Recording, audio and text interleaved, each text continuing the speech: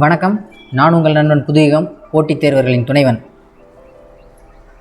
1857 பெருங்கிளர்ச்சி great ரிவோல்ட்டுக்கு அப்புறம் கொண்டு வரப்பட்ட சட்டம் இந்தியன் கவுன்சில் ஆக்ட் 1861.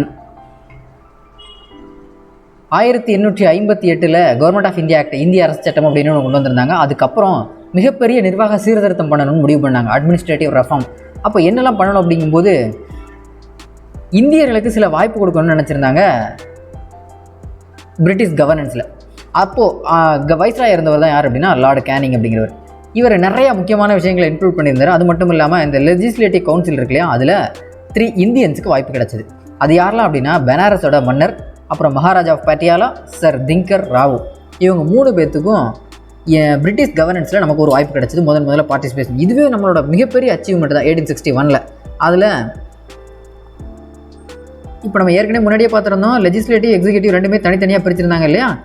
அது மட்டும் இல்லாமல் இப்போ லெஜிஸ்லேட்டிவ்க்கு அதிகமான இம்பார்ட்டன்ஸ் கொடுத்தது இந்த 1861 கவுன்சில் ஆக்ட் தான். அது மட்டும் இல்லாமல் புதுசாக லெஜிஸ்லேட்டிவ் கவுன்சில் உருவாக்க ஆரம்பித்தாங்க. அது Bengal, north western frontier province அப்படிங்கிறது, அதாவது வடமேற்கு எல்லை மாகாணங்கள், அப்புறம் பஞ்சாப். இங்கெல்லாம் 1862 பெங்கால்லையும், 1866 நார்த் வெஸ்டர்ன் ஃப்ரான்டியர் ப்ராவின்ஸ்லையும், 1897 பஞ்சாப்லையும் புதுசாக லெஜிஸ்லேட்டிவ் கவுன்சில் உருவாக்க ஆரம்பித்தாங்க. அதுக்கப்புறம் அந்த போர்ட்ஃபோலியோ சிஸ்டம் அப்படிங்கிறது என்ன அப்படின்னா இலாக்கா ஒதுக்குதல். இந்த அட்மினிஸ்ட்ரேஷனை இன்னும் தெளிவாக கொண்டு போகணும் அப்படிங்கிறதுக்காக ஒவ்வொருத்தருக்கும் தனித்தனி இலாக்கா ஒதுக்கணும்னு முடிவு பண்ணாங்க. அதுதான் போர்ட்ஃபோலியோ சிஸ்டம். அதுவும் யார் இன்ட்ரடியூஸ் பண்ணது அப்படின்னா லார்டு கேனிங் தான்.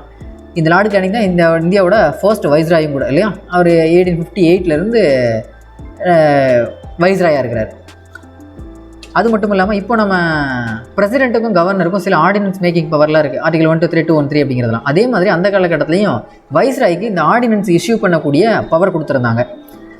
அது எப்போ அப்படின்னா ஒன்லி எமர்ஜென்சி டைமில் தான். அப்போ அவர் எமர்ஜென்சி டைமில் ஆர்டினன்ஸ் உருவாக்குறாரு அப்படின்னா அந்த ஆர்டினன்ஸோட வேலிடிட்டி எவ்வளோ அப்படின்னா அது 6 months வரைக்கும். இப்போ நமக்கு 6 weeks இருக்குது இல்லையா. அப்போது 6 months மட்டும் இருந்திருக்கு. ஆர்டினன்ஸ் மேக்கிங் பவர் அப்படிங்கிறது நம்ம வைஸ்ராய்க்கு அந்த பவர் கொடுத்துருக்காங்க. சரிங்களா? Okay, thank you.